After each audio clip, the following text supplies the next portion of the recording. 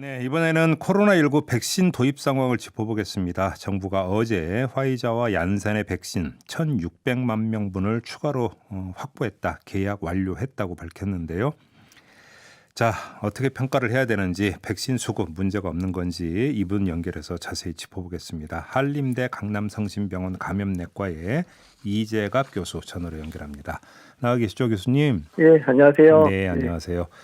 자, 아무튼 그 추후 이제 도장 찍을 일만 남은 그 백신까지 합치면 4,600만 명분을 확보를 했다고 치고, 네, 자, 예. 이 정도면 충분한 겁니까? 어떻게 봐야 되는 겁니까? 일단 우리 국민 숫자에 비해서 조금 부족하긴 하지만 실제로는 지금 이제 소아에서의 그런 백신 허가가 아직 안 된 상황이기 때문에요. 예. 이제 그것까지 고려하면 성인들한테 맞추고도 남을 분량을 확보한 거긴 맞습니다. 그래요. 근데 언론에서는 여전히 부족하고 느리다 뭐 이렇게 지적을 하던데, 그럼 이건 어떻게 봐야 되는 겁니까?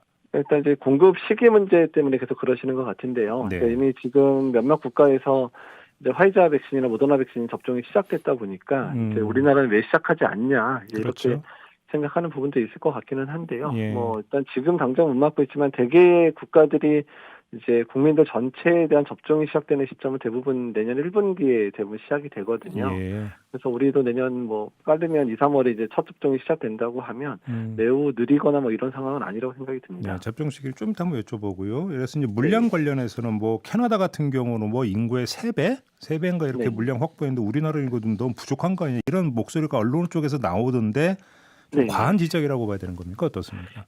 이제 물량 관련해서는, 그러니까 이제 좀 선구매를 했었던 국가들 있죠. 캐나다나 미국이나 영국 같은 경우에는, 네. 그러니까 일단 개발 단계에서부터 이제 백신을 구매를 했었거든요. 예. 그러다 보니까 이 백신이 성공할 수도 있고 성공 못할 수도 있는 상황이었잖아요. 예. 그러다 보니까 여러 백신들을 이제 구매를 해놓고 그 중에서 성공한 백신부터 접종하겠다 이런 전략을 했었기 때문에 이제 인구수에 비해서 많은 백신을 이제 구매를 해놓은 걸로 생각이 되고요. 예. 그러니까 우리나라는 어느 정도 이제 개발이 되면서 이제 안정권에 들어간 백신들부터 계약을 했었기 때문에 그렇게 많은 숫자는 하지 않고 일단 접종 가능한 백신들 중심으로 이제 했었기 때문에, 그래서 일단 국민들한테 접종할 때는 어차피 인구수 대비로 이제 접종을 하는 거기 때문에 예. 일단 지금 우리가 계약한 백신에 큰 문제가 없이 연구가 마친다면 그게 모자르지는 않을 거라 생각을 합니다. 그러니까 제가 너무나 단순한 궁금증인데요. 인구수 대비 3배의 백신을 확보를 했으면 한 사람당 3번씩 백신 맞히는가 싶어서요.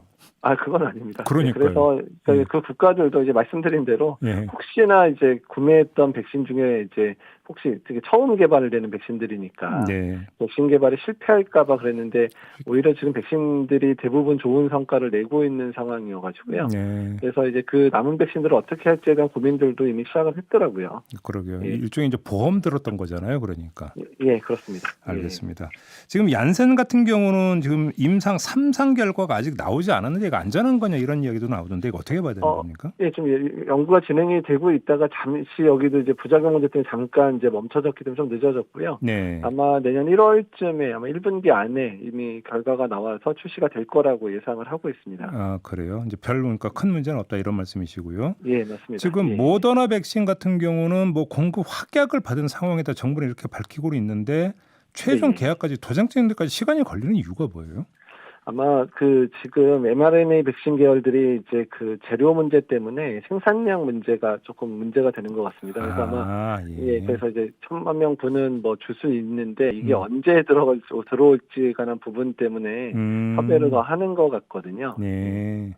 그러니까 이제 얼마든지 줄 수 있는데 이제 재료가 공급에 대해 우리도 생산할 거 아니야 이런 거죠. 그러니까. 예, 그렇습니다. 지금 mRNA 백신의 재료 부분이 갑자기 생산량이 늘고 아직까지 이제 백신이 상용화됐던 적이 없는 백신이다 보니까 재료 수급이나 이런 부분들이 좀 문제가 생겨서 내년도에 워낙에 예상됐던 13억 명분, 그러니까 그 화이자랑 모더나 두 개 합쳐서 였었는데 지금 그 정도까지는 안 될 것 같다 얘기가 나오기 시작했거든요. 네네. 아마 이제 그런 문제 때문에 이제 그런 것들을 조율하느라 좀 늦어지는 게 아닌가 이렇게 예상을 하고 있습니다. 알겠습니다. 조금 전에 잠깐 교수님께서 말씀해 주셨는데 이제 접종 시점 우리나라 같은 경우 내년 2, 3월부터는 이제 접종이 시작이 된다 이렇게 봐도 되는 겁니까?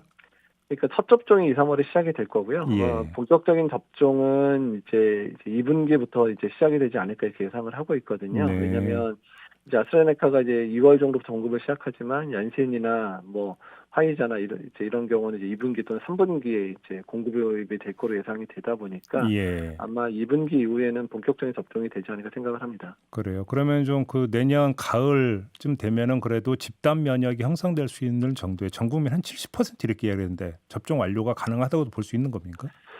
근데 지금 이제 그 물량 공급이 언제나 얼마나 되는지가 중요한데요. 그러니까 정부의 일단 목적은 그러니까 고위험군들을 일단 내년 11월까지 접종을 하겠다. 예. 2,500만 명까지 접종을 해서 음. 일단 이제 감염됐을 때 뭐 사망할 만한 이런 분들은 일단 최대한 보호하겠다 전략인 것 같고요. 네. 만약에 백신 수급이 더 빨라지고 접종 스케줄이 좀 더 당겨지면요 내년 가을까지 접종을 마치려고 하겠죠. 근데 네. 좀 늦어지면 2020년 봄까지는 접종을 완료하겠다 이렇게 계획을 세운 것 같습니다. 그런데 그럼 그 일정표는 어떻게 평가를 했어요? 큰 문제는 없다고 평가를 하세요?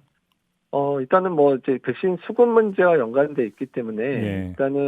일단 고위험군들 중심으로 해서 인구의 한 절반 정도는 내년 11월까지 맞춘다면 또 유행은 어느 정도 감소하고 또 제일 가장 중요한 게 코로나에 걸려서 사망하시는 분 숫자를 확 줄일 수 있는 부분은 상당히 중요하다고 생각이 들거든요. 그렇죠.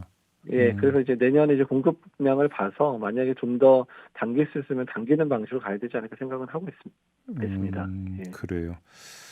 그런데 지금 그 아주 근본적인 질문이 하나가 있는데요. 네. 지금 백신 맞으면 네. 효력이 계속 가는 겁니까?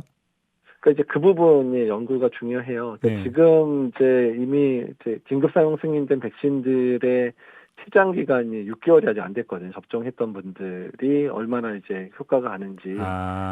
현재 예. 검증된 건 6개월까지만 검증이 된 겁니까? 예, 6개월, 뭐 짧게는 3, 4개월이면 길어야 6개월인 상황이니까 예. 이게 이제 항체도 얼마나 오래 가는지도 계속 지금 연구를 하고 있는 중이고요. 그러니까 이미 이제 3단계 연구에 참여하신 분들에 대해서 네. 그리고 또 효과도 이제 어느 정도 되면 항체가 떨어지면 효과가 떨어질 수도 있기 때문에 그 효과가 얼마나 가는지도 지금 계속 모니터링을 하고 있는 상황들이거든요. 예, 그래서 이제 그런 결과에 따라서 백신 접종을 이번에 하면 뭐 1년마다 맞을 건지, 한 번 맞으면 뭐 2년 정도 갈 건지, 예. 뭐 이런 부분들은 이제 앞으로 연구를 통해서 밝혀질 부분입니다.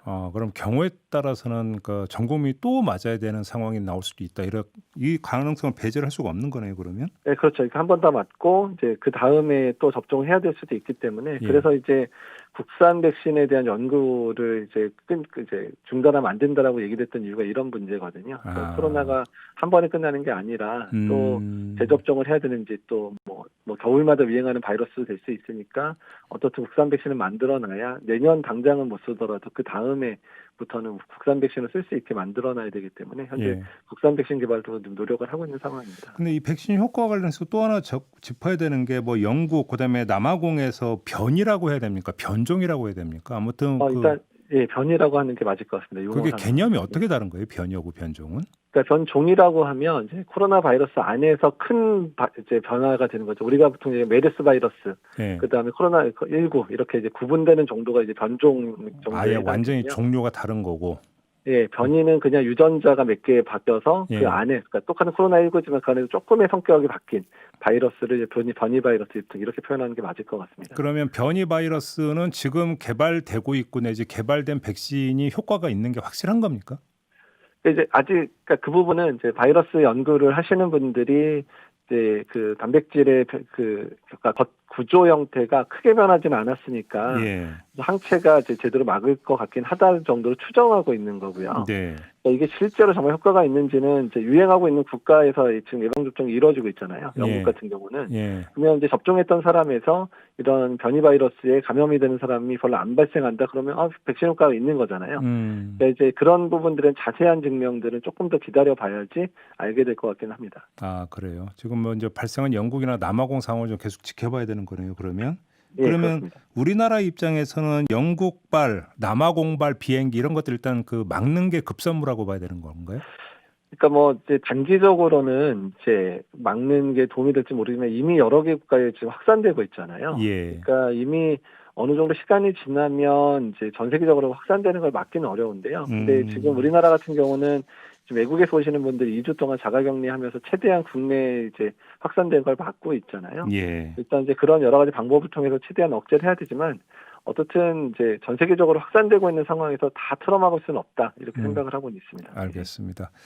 앞으로 돌아가 하나만 더 여쭤볼게요. 이제 그 네, 예. 백신이 한꺼번에 전 국민 물량이 한꺼번에 들어오는 게 아니면 우선 접종 네. 대상을 이제 또 추려야 되는 거 아니겠습니까? 예, 근데 좀 맞습니다. 예. 세부적인 지금 그 방안이 아직 안 나왔다 이런 이야기가 나오던데 이거 어떻게 봐야 되는 겁니까? 예, 그 부분은 이제 계속해서 이제 그러니까 어느 정도의 큰 그림은 그려져 있는 거고요. 그러니까 네. 일단 일단 뭐 의료진이나 필수 요원들 그리고 이제 고위험군 중심으로 접종이 되는데 다만 어떤 백신이 언제 공급될지가 아직 구체적으로 결정이 안 됐잖아요. 뭐 예. 아스트라제네카가 먼저 올지 화이자는 언제 올 건지 또 물량은 뭐 몇십만 개가 언제 올 건지가 정해져 있지 않다 보니까 예. 이제 그런 물량 공급이 확정되면서 그러면 이번에 들어온 물량은 누구를 맞추겠다.